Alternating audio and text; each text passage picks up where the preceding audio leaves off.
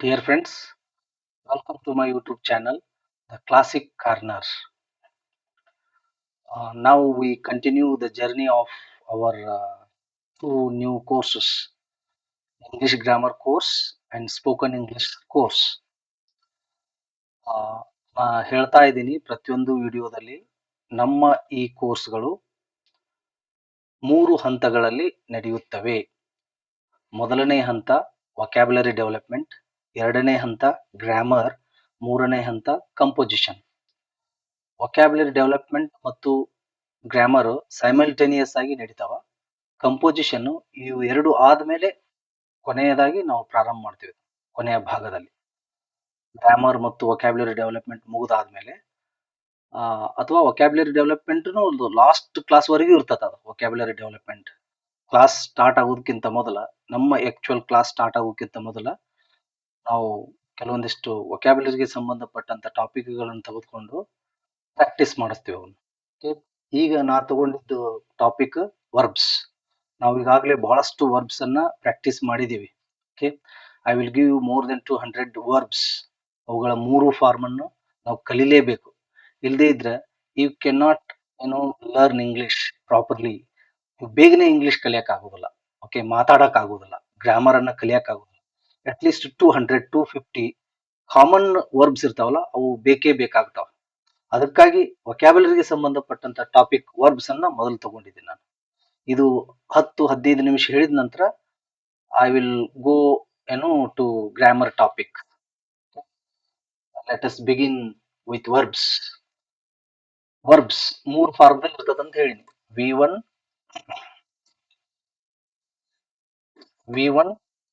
V2, V3.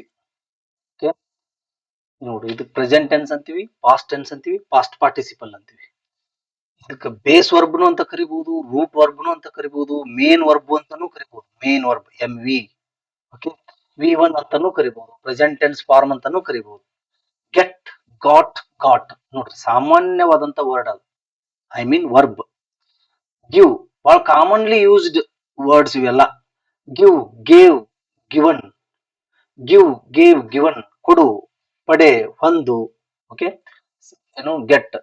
Globalise, globalised, globalised, ಜಾಗತೀಕರಿಸುವುದು. Globalisation ಅಂತಾರೆ ನೋಡ್ರಿ. ಅದು ವರ್ಬ್ ಆಗಿನೂ ಕನ್ವರ್ಟ್ ಮಾಡಬಹುದು. ಯಾವುದೇ ನೌನ್ ಅನ್ನ ನಾವು ವರ್ಬ್ ಆಗಿ ಕನ್ವರ್ಟ್ ಮಾಡಬಹುದು, ಎಕ್ಸೆಪ್ಟ್ ಪ್ರಾಪರ್ ನೌನ್ಸ್. ಓಕೆ, ನೋಡ್ರಿ, ಗ್ಲೋರಿಫೈ, ಗ್ಲೋರಿಫೈಡ್, ಗ್ಲೋರಿಫೈಡ್. ಈ ವರ್ಬ್ ಅನ್ನ ನೌನ್ ಅನ್ನಾಗಿ ಕನ್ವರ್ಟ್ ಮಾಡಬಹುದು. ಈಗ ನೋಡ್ರಿ, ಗ್ಲೋರಿಫೈ, ಗ್ಲೋರಿಫಿಕೇಶನ್, TI ಒಂದಿಂದ ಎಂಡ್ ಆಗಿರ್ತಾವಲ್ಲ, ಅವುಗಳಿಗೆ ನಾವು ನೌನ್ ಅಂತ ಕರಿತೀವಿ. ನಿಮಗ ಕನ್ಫ್ಯೂಷನ್ ಆದ್ರ ನೌನ್ ಅಂತ ಯಾವ್ದಕ್ ಅಂತೀವಿ, ಯಾವಂತ ವರ್ಡಿಗೆ ಅಂತೀವಿ ಅನ್ನೋದು ಗೊತ್ತಾಗದೇ ಇದ್ದಾಗ, ಬಿಗಿನಿಂಗ್ ಗೊತ್ತಾಗೋದಿಲ್ಲ ಅದು. ಆದ್ರೂ ಸಹಿತ ನೀವು ಐಡಿಯಾ, ಒಂದು ಸ್ಟ್ರಾಟಜಿಯನ್ನ ಯೂಸ್ ಮಾಡ್ಬೇಕು. TI ಒಂದಿಂದ ಎಂಡ್ ಎಲ್ಲ ನೌನ್ಸ್ ಅವು.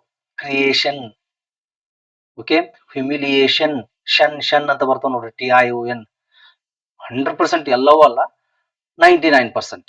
ಓಕೆ, ಈಗ ಗ್ಲೋರಿಫಿಕೇಶನ್, ಗ್ಲೋಬಲೈಸೇಷನ್. ಕೆಲವೊಂದಿಷ್ಟು ವರ್ಡ್ಸ್ ಬರೋದಿಲ್ಲ ವರ್ಬ್ಸ್. ನೀವು ಕೆಲವೊಂದಿಷ್ಟು ವರ್ಡ್ಸ್ ಅನ್ನ, ವರ್ಬ್ಸ್ ಅನ್ನ ನೌನ್ ಅನ್ನಾಗಿ ಕನ್ವರ್ಟ್ ಮಾಡಬಹುದು. Glow, glowed, glowed. Glorify, glorified ಅಂತ. ಗ್ಲೋರಿಫೈ ಅಂತಂದ್ರೆ ವೈಭವೀಕರಿಸು. Okay, the poet in this poem glorified Indian culture like this. So glow, glowed, glow, ಹೊಳೆಯುವುದು, ಪ್ರಕಾಶಿಸುವುದು. Go, went, gone, ಹೋಗು. Commonly used verbs. Okay, verbs. ಈಗ ಹೇಳಿದೆ, ಒಮ್ಮೆ ಈ ತರ ನೀವು ಮಾಡಿದ್ರೆ ಅದು ಪ್ರಾಕ್ಟೀಸ್ ಆದಂಗ ಆಗುದಿಲ್ಲ. ಅದಕ್ಕೆ you have to repeat at least for 3 times. Okay, ನಿಮಗೆ ಸಮಯ ಇದ್ರೆ ಇನ್ನಿಷ್ಟು ನಿಮ್ಗೆ ರೂಢಿ ಆಗುತ್ತಾನ, ಅವು ನಿಮ್ಮ ಮೈಂಡ್ ನಲ್ಲಿ ಉಳಿತಾನ, 5 ಸಲ 10 ಸಲ ಪ್ರಾಕ್ಟೀಸ್ ಮಾಡಬಹುದು. ಈಗ I will repeat for 3 times. Get, got, got. Get, got, got. Give, gave, given. Give, gave, given. Give, gave, given. Globalise, globalised, globalised. Globalise, globalised, globalised. Globalize, globalized, globalized. Glorify, glorified, glorified. Glorified, glorified, glorified. Glorified, glorified, glorified. Glow, glowed, glowed. Glow, glowed, glowed. Glow, glowed, glowed, go, went, gone, go, went, gone, go, went, gone. Okay, ಒಂದೊಂದು 2 ಸಲ repeat ಮಾಡ್ಬೋದು, ಯಾಕಂದ್ರೆ already ಒಮ್ಮೊಮ್ಮೆ ಹೇಳಿರ್ತೀನಲ್ಲ ನಾನು ಅದಕ್ಕೆ. ಇದು verb. ಈಗ daily ನಾವು ಆಕ್ಚುಯಲ್ ಗ್ರಾಮರ್ ಕ್ಲಾಸ್ ಚಲೋ ಆಗೋಕ್ಕಿಂತ ಮೊದಲ ಈ ವೊಕ್ಯಾಬುಲರಿಗೆ ಸಂಬಂಧಪಟ್ಟಂತ ಟಾಪಿಕ್ ಅನ್ನು ಹೇಳೇ ಮುಂದೆ ಹೋಗ್ತೀನಿ ನಾನು. ಓಕೆ, ಇದು ಕಂಟಿನ್ಯೂಸ್ ಆಗಿ ಈ ಗ್ರಾಮರ್ ಕೋರ್ಸ್ ಮುಗಿಯುವವರೆಗೂ ಇರ್ತದೆ. ಇದು ವೊಕ್ಯಾಬುಲರಿ ಡೆವಲಪ್ಮೆಂಟ್ ಲಾಸ್ಟ್ ಎಂಡ್ ವರೆಗೂ ಇರ್ತದೆ. ಇದು ಮುಗಿನ ಇದಕ್ಕೆ ರಿಲೇಟೆಡ್ ಇನ್ನೊಂದು ಟಾಪಿಕ್ ಅನ್ನ ತಗೊಳ್ತೀನಿ. ಅದು ಬಹಳಷ್ಟು ಅದಾವ ವೊಕ್ಯಾಬುಲರಿ ಡೆವಲಪ್ಮೆಂಟ್ ಗೆ ಸಂಬಂಧಪಟ್ಟಂತ ಟಾಪಿಕ್ಗಳು. ನಾ ಪ್ರತಿ ವಿಡಿಯೋದಲ್ಲಿ ಈ ಮಾತನ್ನ ಹೇಳ್ತಿರ್ತೀನಿ. ಓಕೆ, ಈಗ ನೋಡ್ರಿ, ಹೋಮೋನಿಮ್ಸ್ ಅಂತ ಅದಾವ, ಹೋಮೋಫೋನ್ಸ್ ಅಂತ ಅದಾವ, synonyms, antonyms, one word substitution, phrasal verbs, idioms, ಸಾಕಷ್ಟು ಏನು ಈ ನಮ್ಮ ಪದ ಸಂಪತ್ತಿಗೆ ರಿಲೇಟೆಡ್ ಆದಂತ ಟಾಪಿಕ್ಗಳು ಅದಾವ. ಅವು ನಿಮ್ಮ ಎಕ್ಸಾಮ್ಗಂತೂ ಸಿಕ್ಕಾಪಟ್ಟೆ ಇರ್ತಾವ. ಕ್ವಶನ್ಸ್ ಅದ್ರ ಮೇಲೆ ಬಹಳಷ್ಟು ಇರ್ತಾವ. ನೀವು ಎಲ್ಲಾ ಟಾಪಿಕ್ನು ಏನು ವೊಕ್ಯಾಬುಲರಿ ಮೇಲೆ ಇದಾವ ಅಂತಂದ್ರೂ ಅಡ್ಡಿಲ್ಲ. ಯಾಕಂದ್ರೆ ವೊಕ್ಯಾಬುಲರಿ ಬಂದಾಗ ಟಾಪಿಕ್ಸ್ ಎಲ್ಲ ಈಸಿ ಆಗ್ತಾವ ನಿಮಗೆ. Okay, like this. ನಿಮ್ಮಲ್ಲಿ ಯಾವಾಗ ಶಬ್ದ ಸಂಪತ್ತು ಜಾಸ್ತಿ ಇರ್ತದೋ ಆಟೋಮೆಟಿಕ್ ಆಗಿ ನೀನು ಸ್ಕೋರ್ ಮಾಡ್ತೀರಿ ನೀವು. ಓಕೆ, ಆ ಅರ್ಥದಲ್ಲಿ. ಓಕೆ, ಈಗ ನೋಡ್ರಿ, ಈಗ next grammar topic, usage of present continuous tense. Usage of present continuous tense. Usage ಅಂದ್ರೆ ಏನಂತ ಹೇಳಿ ನಾನು? ಯೂಸಸ್. ಯೂಸೇಜ್ ಅಂದ್ರೆ uses of present continuous tense. ಈ ಪ್ರೆಸೆಂಟ್ ಕಂಟಿನ್ಯೂಸ್ ಟೆನ್ಸ್ ಅನ್ನ ನಾವು ಆಲ್ರೆಡಿ ಚಾಲೂ ಮಾಡಿದೀವಿ. ಓಕೆ, ಈಗ ನಾವು ಗ್ರಾಮರ್ದಲ್ಲಿ ಮೊದಲನೇ ಚಾಪ್ಟರ್ ಯಾವುದು ಅಂತಂದ್ರೆ ಟೆನ್ಸ್ ದಿಂದ ನಾವು ಚಾಲೂ ಮಾಡಿದೀವಿ. ಓಕೆ, ಈ ಟೆನ್ಸ್ ನಲ್ಲಿ 3 ಪ್ರಕಾರಗಳದಾವ: present tense, past tense, future tense. ಅವುಗಳಲ್ಲಿ ಪ್ರತಿಯೊಂದರಲ್ಲಿ 4 ಟೈಪ್ಸ್ ಟೆನ್ಸ್ ಅದಾವ. Simple, continuous, perfect continuous tense. Okay, ಹಾಗೆ ಪಾಸ್ಟ್ ಟೆನ್ಸ್ ದಲ್ಲಿ 4, ಫ್ಯೂಚರ್ ದಲ್ಲಿ 4. ಓಕೆ, ಈಗ ನಾವು ಪ್ರೆಸೆಂಟ್ ಕಂಟಿನ್ಯೂಸ್ ಟೆನ್ಸ್ ದಲ್ಲಿ ಇದೀವಿ. ಈಗ ನಾವು ಓನ್ಲಿ ಪ್ರೆಸೆಂಟ್ ಟೆನ್ಸ್ ಮುಗಿಸಿದ್ವಿ, ಅದರಲ್ಲಿ ಸಿಂಪಲ್ ಪಾಸ್ಟ್ ಟೆನ್ಸ್ ಮುಗಿಸಿದ್ವಿ, ಪ್ರೆಸೆಂಟ್ ಕಂಟಿನ್ಯೂಸ್ ಟೆನ್ಸ್ ದಲ್ಲಿ ಇದೀವಿ. ಓಕೆ, ತುಂಬಾ ಡಿಟೇಲ್ ಆಗಿ ಎಲ್ಲ ನಾವು ಅರ್ಥ ಮಾಡ್ಕೊಂಡಿವಿ. ಸಬ್ಜೆಕ್ಟ್ ಅಂತ ಒಂದು ಸೆಂಟೆನ್ಸ್ ನಲ್ಲಿ ಸಬ್ಜೆಕ್ಟ್ ಅಂದ್ರೆ ಯಾವ್ದಕ್ ಅಂತೀವಿ, ಆಬ್ಜೆಕ್ಟ್ ಅನ್ನು ಕಂಡು ಹಿಡಿಯುವುದು ಯಾವುದು, ಹೇಗೆ ಅಂಡ್ ಏನು ಆ ಸೆಂಟೆನ್ಸ್ ನಲ್ಲಿ ಏನು ಆಬ್ಜೆಕ್ಟ್ ಅನ್ನ ಕಂಡು ಹಿಡಿಯುವುದು, ಸಬ್ಜೆಕ್ಟ್ ಅನ್ನ ಕಂಡು ಹಿಡಿಯುವುದು, ಎಕ್ಸ್ಟ್ರಾ ವರ್ಡ್ಸ್ ಹೆಂಗ್ ಯೂಸ್ ಆಗ್ತಾವ, ಇವುಗಳೆಲ್ಲವುಗಳನ್ನ ಡಿಟೇಲ್ ಆಗಿ ಹಿಂದಿನ ವಿಡಿಯೋಗಳಲ್ಲಿ ನಾವು ನೋಡಿದೀವಿ. ನೀವು ಒಂದೊಂದೇ ವಿಡಿಯೋ ನೋಡಿದ್ರೆ ಯಾವುದಕ್ಕೂ ಹೆಲ್ಪ್ ಆಗುದಿಲ್ಲ ಈ ಕ್ಲಾಸಸ್, ಈ ಕೋರ್ಸ್. ನೀವು ಬಿಗಿನಿಂಗ್ ಇಂದ ನೋಡ್ಲೇಬೇಕು. ಇಂಟ್ರೊಡಕ್ಷನ್ ಕ್ಲಾಸ್ 8 ನ 9 ಕ್ಲಾಸ್ ಮಾಡಿದೀವಿ ನಾವು. ಆ 8 ಕ್ಲಾಸ್ ನೋಡಿ ನೀವು ಸ್ಟಾರ್ಟ್ ಮಾಡ್ಬೇಕು. ಸುಮ್ನೆ ಈ ಅಲ್ಲೊಂದು ವಿಡಿಯೋ ಇಲ್ಲೊಂದು ವಿಡಿಯೋ ಅಥವಾ ಅಲ್ಲೊಂದು 5 ನಿಮಿಷ ಇಲ್ಲೊಂದು 5 ನಿಮಿಷ ನೋಡಿದ್ರೆ ಸಾಧ್ಯನೇ ಇಲ್ಲ ನೀವು ಕಲಿಯಾಕ. ಓಕೆ, ಹಂಗಿದ್ರು ನೋಡೂ ಬಾರದು ನೀವು ಅದನ್ನ. ನೀವು first from beginning to end ವರೆಗೆ ನೋಡಾಗಿದ್ರೆ ಮಾತ್ರ ನೋಡ್ಬೇಕು. ಇಲ್ಲಾಂದ್ರ ಈ ಒಂದು ಮೆಥಡ್ ನಲ್ಲಿ ನಂದು ಇದು ಮೆಥಡ್ ಕಂಪ್ಲೀಟ್ ಆಗಿ ಡಿಫ್ರೆಂಟ್ ಆಗಿದೆ. ಅದಕ್ಕಾಗಿ ನನ್ನ ಮೆಥಡ್ ನಿಮ್ಗೆ ಅರ್ಥ ಆಗ್ಬೇಕಾದ್ರ ಕಂಪ್ಲೀಟ್ ವಿಡಿಯೋ ನೋಡ್ಬೇಕು, ಎಲ್ಲಾ ವಿಡಿಯೋ ನೋಡ್ಬೇಕು. ಇಲ್ದೇ ಇದ್ರೆ ಇಲ್ಲೇ ಅಂದ್ರೆ ನೋಡ್ತೀರಿ, ಇದು ಈ ತರ ಕಲ್ತ್ರ ಇಂಗ್ಲಿಷ್ ಕಲಿಯಕ್ ಆಗುದಿಲ್ಲ ಅಂತ ನಿಮ್ ತಲೆಯಲ್ಲಿ ತಗೊಂಡ್ ಬಿಡ್ತೀರಿ ನೀವು. ಅದಕ್ಕೆ ಅಂತವ್ರಿದ್ರೆ ನೀವು ನೋಡೋದು ಅವಶ್ಯಕತೆನೇ ಇಲ್ಲ. ನೀವೇನ್ ಮಾಡ್ಬೇಕು, ಕಂಪ್ಲೀಟ್ ಆಗಿ ನೋಡೋರಿದ್ರೆ ಮಾತ್ರ ನೋಡ್ಬೇಕು. ಅಂದ್ರೆ ನಿಮ್ಗೆ 100% ಹೆಲ್ಪ್ ಆಗೇ ಆಗುತ್ತ. ಆ ಅರ್ಥದಲ್ಲಿ ಹೇಳ್ತಾ ಇದ್ದೀನಿ ನಾನು. ಈಗ ನೋಡ್ರಿ, ಯೂಸೇಜ್ ಅಂದ್ರೆ ಯೂಸಸ್. ಈ ಪ್ರೆಸೆಂಟ್ ಕಂಟಿನ್ಯೂಸ್ ಟೆನ್ಸ್ ಅನ್ನ ಒಂದು ಸಂದರ್ಭದಲ್ಲಿ ಮಾತ್ರ ಬಳಕೆ ಮಾಡೋದು ನಾವು. ಬೇರೆ ಬೇರೆ ಸಂದರ್ಭಗಳಲ್ಲಿ ಆ ಟೆನ್ಸ್ ಅನ್ನ ಬಳಕೆ ಮಾಡ್ತೀವಿ. ಓಕೆ, ಈಗ ಮೊದಲನೇ ಸಂದರ್ಭವನ್ನ ನಾವು ನೋಡಿವಿ. ಯಾವಾಗ? Shows N action which is going on at the time of speaking. ಸದ್ಯಕ್ಕೆ ನಡೆಯುತ್ತಿರುವ ಕ್ರಿಯೆಯನ್ನು ಸೂಚಿಸಲು ನಾವು ಪ್ರೆಸೆಂಟ್ ಕಂಟಿನ್ಯೂಸ್ ಟೆನ್ಸ್ ಅನ್ನ ಬಳಸ್ತೀವಿ. ಅಂದ್ರ ನಾವು ಮಾತನಾಡುವ ಸಮಯದಲ್ಲಿ ಆ ಕಂಟಿನ್ಯೂಸ್ ಆ ಟೆನ್ಸ್ ಅಥವಾ ಆ ಕ್ರಿಯೆ ನಡೀತಿರ್ಬೇಕು. Okay, for example, we are learning English grammar. I am looking at camera. ನೋಡ್ರಿ, ಈ ಸೆಂಟೆನ್ಸ್ ಹೇಳಿದಾಗ ಕ್ರಿಯೆ ನಡೀತಾ ಇದೆ.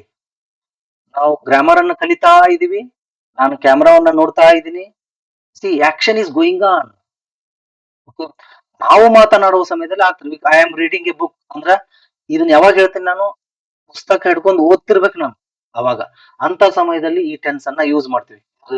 Subject, helping verb, V1, ING, object. ಇದು formula, affirmative formula, negative interrogative, negative interrogative. ನಾ ಹೇಳಿದಿನಲ್ಲ, ಎಲ್ಲಾ ಟೆನ್ಸ್ ಅಂಡರ್ದಲ್ಲಿನೂ 4 ಟೈಪ್ ಸೆಂಟೆನ್ಸಸ್ ಇರ್ತಾವ. ಡಿಟೇಲ್ ಆಗಿ ನಾವು ಡಿಸ್ಕಷನ್ ಮಾಡಿವಿ. ದಯವಿಟ್ಟು ನೋಡ್ಕೊಂಡ್ ಬರ್ರಿ ಇಂದ. ಇದ್ರೆ ಏನೇನೋ ಅರ್ಥ ಆಗುದಿಲ್ಲ ಇದು. ನೀವು ನಾವು ಇಲ್ಲಿ ಯಾಕಂದ್ರ ಆ ಹೇಳಿದ್ದನ್ನ ಮೇಲಿಂದ ಮೇಲೆ ಹೇಳಿಕ್ ಆಗುದಿಲ್ಲ, ಜಂಪ್ ಆಗ್ತಿರ್ತೀವಿ. ಓಕೆ, ಅದಕ್ಕಾಗಿ ಅರ್ಥ ಆಗುದಿಲ್ಲ ಅದು. ನೀವೇನಂದ್ ಬಿಡ್ತೀರಿ, ಇದು ಅರ್ಥ ಆಗ್ತಾ ಇಲ್ಲ ಅಂತ ತಿಳ್ಕೊಂಡ್ ಬಿಡ್ತೀರಿ. ಯಾಕಂದ್ರೆ ಹಿಂದಿನ ವಿಡಿಯೋ ನೋಡಿದ್ರು ನೀವು ಹಿಂದಿನ ವಿಡಿಯೋ ನೋಡದೇ ಇದ್ದಾಗ ಇವೆಲ್ಲ ಕನ್ಫ್ಯೂಷನ್ಸ್ ಕ್ರಿಯೇಟ್ ಆಗ್ತಾವ. Okay, like this. ಈಗ ನೋಡ್ರಿ, ಮತ್ತೆ ಯಾವ ಸಂದರ್ಭದಲ್ಲಿ ಬಳಸ್ತೀವಿ? For a temporary action which is not going on at the at the moment of speaking. ನೋಡ್ರಿ, for a temporary action we use present continuous tense.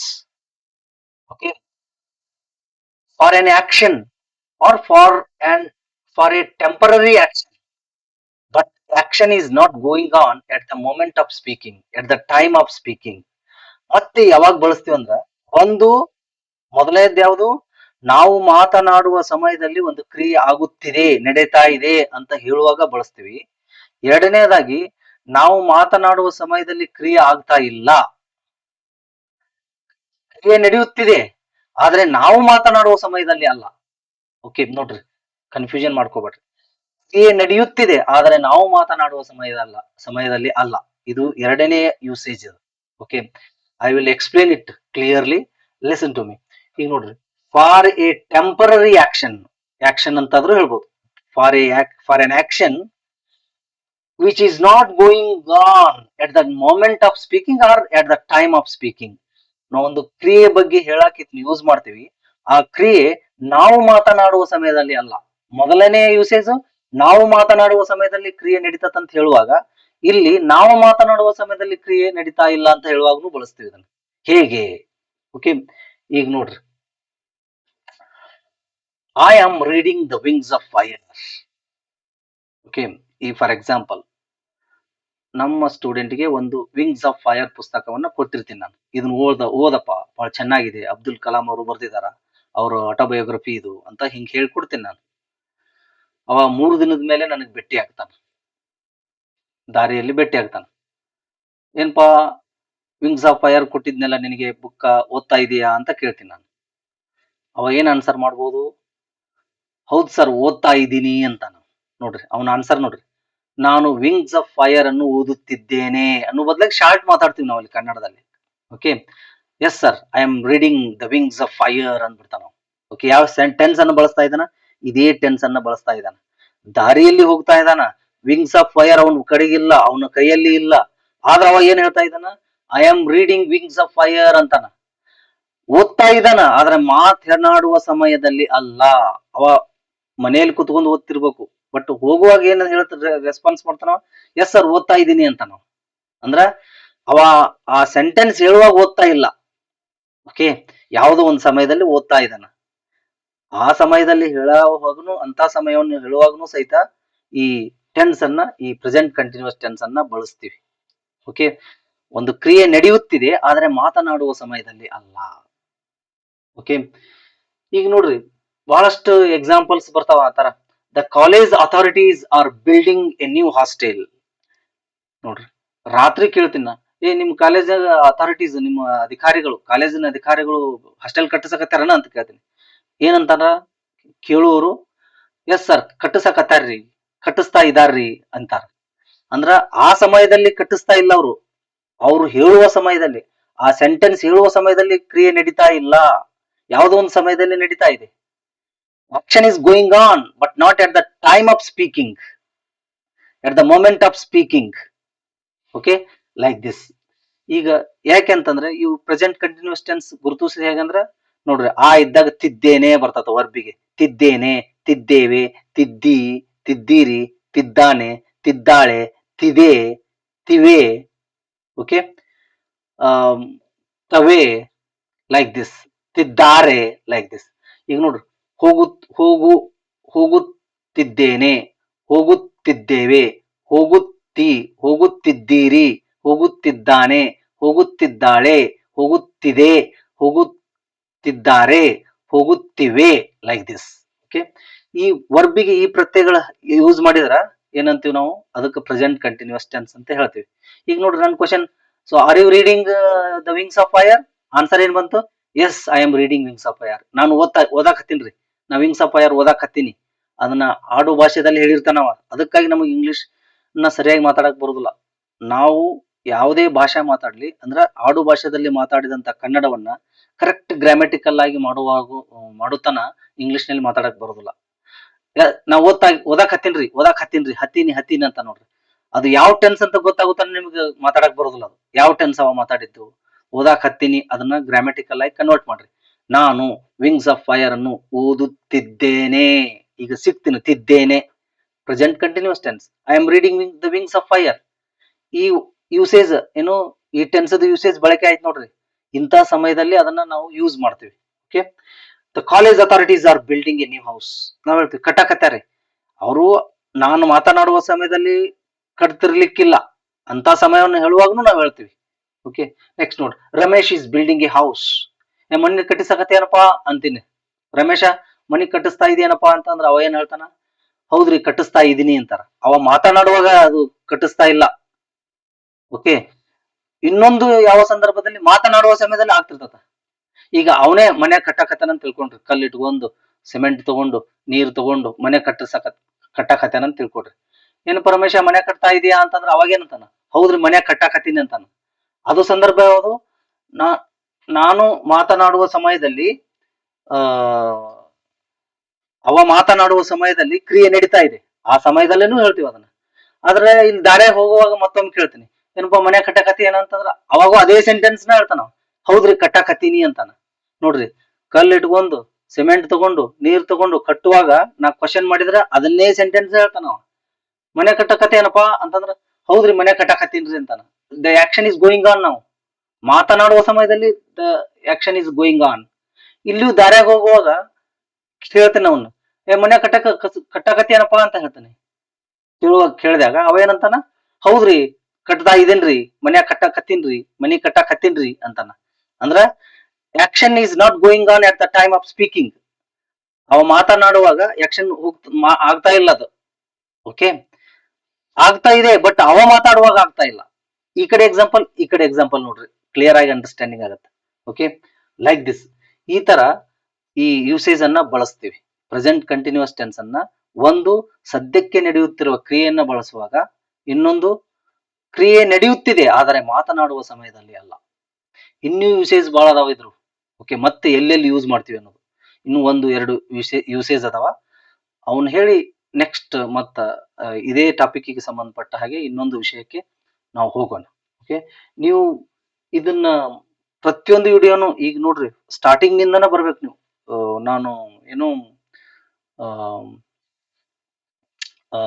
Introduction class ತಗೊಂಡಿನಿ ಅಂದ್ರೆ ನಮ್ ಕೋರ್ಸ್ ಹೇಗಿರ್ತತ, ನಾ ಹೆಂಗ್ ಅಪ್ರೋಚ್ ಆಗ್ತೀನಿ, ಯಾವ ತರ ನಾನು ಟೀಚ್ ಮಾಡ್ತೀನಿ, ನೀವು ಯಾವ ತರ ಅಂಡರ್ಸ್ಟ್ಯಾಂಡಿಂಗ್ ಮಾಡ್ಕೊಳ್ಬೇಕು, ಮತ್ತು ಬೇಸಿಕ್ ಇಂಗ್ಲಿಷ್ ಅನ್ನೂ ಹೇಳಿನ. ಅದರಲ್ಲಿ ಬೇಸಿಕ್ ಇಂಗ್ಲಿಷ್ ಅಂದ್ರೆ ಏನ್ ನಿಮ್ಮಲ್ಲಿ ಏನಿರ್ಬೇಕು, ಈ ಕೋರ್ಸ್ ಕೇಳ್ಬೇಕಾದ್ರ ನೀವು ಏನನ್ನ ರೆಡಿಯಾಗಿ ಇಟ್ಕೊಳ್ಬೇಕು, ನಿಮ್ಮ ಮೈಂಡ್ ನಲ್ಲಿ ಏನನ್ನ ಕಲ್ತಿರ್ಬೇಕು ನೀವು ಅನ್ನೋದನ್ನ ಡಿಟೇಲ್ ಆಗಿ 8 ವಿಡಿಯೋಸ್ದಲ್ಲಿ ನಾನು ಹೇಳಿದ್ದೀನಿ. ದಯವಿಟ್ಟು ಆ ವಿಡಿಯೋಸ್ ಅನ್ನ ನೋಡ್ರಿ, ಅವಾಗ ಮಾತ್ರ ಈ ನೀವು ಪ್ರೆಸೆಂಟ್ ಟೆನ್ಸ್ಲಿಂದ ಬರ್ರಿ.